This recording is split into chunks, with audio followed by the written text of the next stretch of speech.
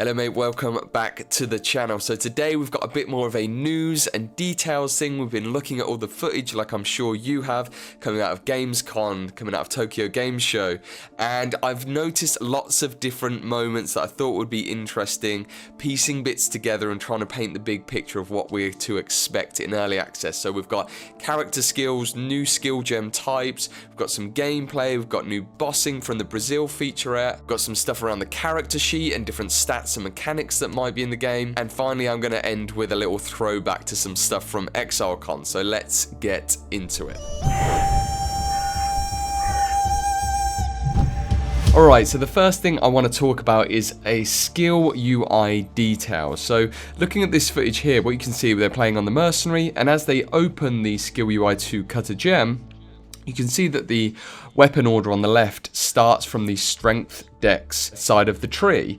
So this could be one or two things. Either this is based on your base class that you choose, like the mercenary, and then you align your stats based on that, or depending on which weapon you have in your main hand, that puts that at the top of the order, and then it runs from attribute order down there. So you see it goes from strength dex to dex, into dex in, then all the way around, ultimately coming back to strength. So talking about skills, and one very interesting thing is that we seem to have an entirely new category of skill gem, and that is the buff gems. You can see the player here as dropped a uncut buff skill gem, and they open up a specific menu. Now, how these will work differently from auras, whether we can empower them on the passive tree, is yet to be found out, but it's very interesting to see a new type of gem that can be dropped in the game. Following up on the skill stuff, I wanted to talk about a few new skills, and one in particular is the Hand of Chayula. Now, you can see the skill tooltip here, but what I thought was particularly interesting was this perfectly maps up to the Brazil featurette from the Brazil Games Show, and we see one of the developers featured in that featurette talking about developing VFX for the skills, and as we can see on the screen here, I'm pretty sure this is the animation that we're going to be seeing for Hand of Chayula. So I thought that was an interesting tidbit. I wanted to share that, and it looks absolutely amazing. The skill looks really interesting, dealing with curses. What's more, we've got a few more skills drop that are available to be viewed up on PoE2.db, and those are Shield Wall, Mana Remnants, and Blasphemy. All of them have very interesting mechanics to them. I'm very glad to see even more curse support, Blasphemy coming back and working slightly differently, but I've always loved having Blasphemy on a character. Okay, next what I want to do is talk about just a few small details on the character screen.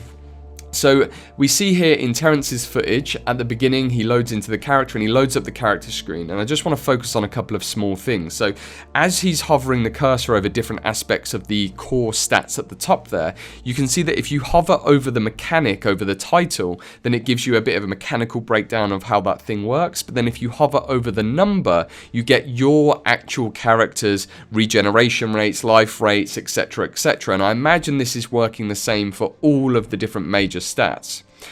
Coming down a bit further, I noticed that suppression is still on the character sheet in this build. Now, we know that hits and spells are going to be working differently. We're not 100% sure if suppression is going to be in the game. From what I've heard, there is no absolute confirmation of this.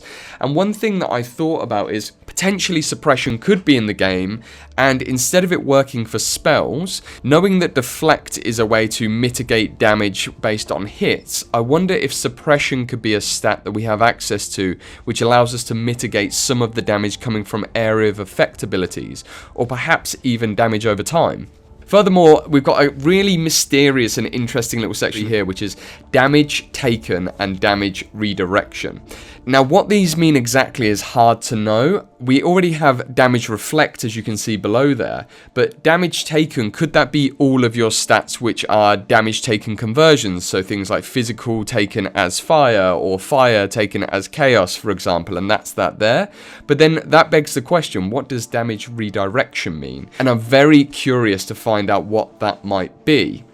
Alright, following up, I wanted to come back to the Brazil featurette that has just dropped over on PoE's channel, and specifically looking at this teaser we've got at what I imagine is a unique boss, a new unique boss, which is this Rat King style monstrosity. It looks super, super cool. I just wanted to share that because I thought that was absolutely amazing, and it just got me very excited for all the different types of crazy, disgusting bosses that we have yet to see. We've only seen roughly sort of 20 to 30 bosses so far, and we are expecting something in the region of another 70 plus, and that's just in the early phase of the game. Maybe not at the very beginning of early access, as we don't know what content we're going to get, but certainly in the core build of the game. So yeah, just wanted to share that, and also wanted to give a little nod to a rat-inspired couple of nodes that I've got coming up in the Saboteur rework for the Ascendancy series that we're working on. And then I wanted to draw attention to a little bit of very sort of low resolution gameplay here from So Nice, and there's a few little details that I wanted to pick up. The first is that the Sorceress, for one, is looking incredibly good in this iteration of the build. How they've got their skills, how they've got everything set up. They are running through the map and absolutely crushing enemies, which is fantastic to see and very enticing. I'm not a particularly big Sorceress player myself, however, or witch player I should say, but this has got me very interested. So here's a very small detail that caught my eye that I wanted to draw a little bit of attention to. You can see as the character here is building up freeze using this kind of enclosing freezing spell, they're getting closer and closer to the boss's freeze threshold, and you can see that on the top left here. Now after a while of not doing any cold damage or freeze ailment, you can see that it slowly starts to drain. So this doesn't drop off immediately, and it shows the player, oh, this is slowly, essentially they're thawing out slowly over time, which I thought was a really interesting little detail and a nice thing to see. After this, I want to come back to this little bit of footage that we saw from Terrence's clip, and a very, very small detail, which was on the passive tree. As he hovered over one of the nodes and held down Alt, it was his +1 to cold skill gems. You can see now in this build that holding down Alt tells you how many passive points you need in order to reach that particular node. I thought that was a nice little detail and a nod to something that Jonathan talked about way back in some interviews about how there's going to be more and more details available for us on the passive tree in-game. Next up, I want to draw attention to a video by OffMeta Michael. He's a fairly new creator to PoE 2, but he's been making D2 videos for a while now.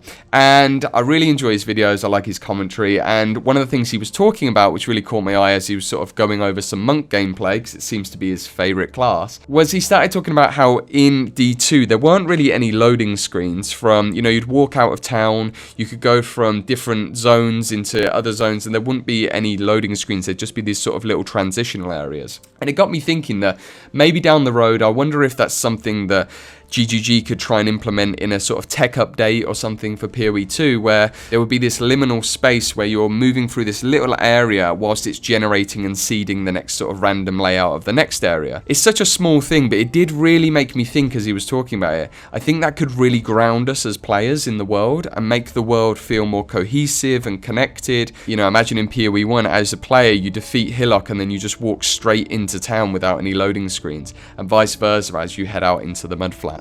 So the penultimate thing that I want to bring up in this video, if you haven't heard yet, there is going to be a live stream coming up at the end of the month. Now what we're going to hear and see in this live stream has not been confirmed or released yet. However, it's very exciting to think that we might be getting some information on supporter packs, from what's going to be available in those supporter packs. This is going to be a huge deal for the first PoE 2 supporter packs. I expect a lot of us old PoE players are going to be going in and saying, hey, I got that thing all the way back, you know, in 10 years time when PoE 2 started. So we know almost nothing about Ascendancy, about Endgame, and they may be deliberately leaving it that way, and we may not know until we get into early access. We know that Jonathan is a big fan of everyone discovering the game together, going west and discovering everything and sharing it on the Reddit. But at the very least, what I would expect is to get some information about what kind of content we're going to see in early access, how early access is going to work, and potentially, if it's not all of the acts, then what kind of system is there going to be in place to transfer from Acts 1, 2, and 3 perhaps straight into Endgame? Are we going to have a multiple difficulty system like we did at the beginning of PoE and like we saw in D2? Or is it going to be something else? Alright, the last thing that I want to bring up, and this is a gift to you, a nice reminder, I think, because this was an absolute gift to me when I remembered it, was to just go back and watch the audio talk or the item talks from ExileCon. They had some absolutely brilliant presentations. Particularly, I would highly recommend going back to the audio talk, because for me, and perhaps for yourself, there was a lot of details in there that I'd completely forgotten, and in the hype of everything else, didn't realize all of the kind of quite mechanical and gameplay impacts that it will likely have, and some really lovely story moments talking about how characters and even enemies are going to be having a lot more interaction with dialogue that come up periodically, either in set pieces or randomly. There's this really nice piece that they did with the druid as you enter into the area to fight the boss Diamora. Eve, she calls to me. She has been dead for years. Come to join, my beloved. You will join them. You? How dare you use her voice? I will tear it out of your throat. So that is an update on some details and some different things going on with PoE 2.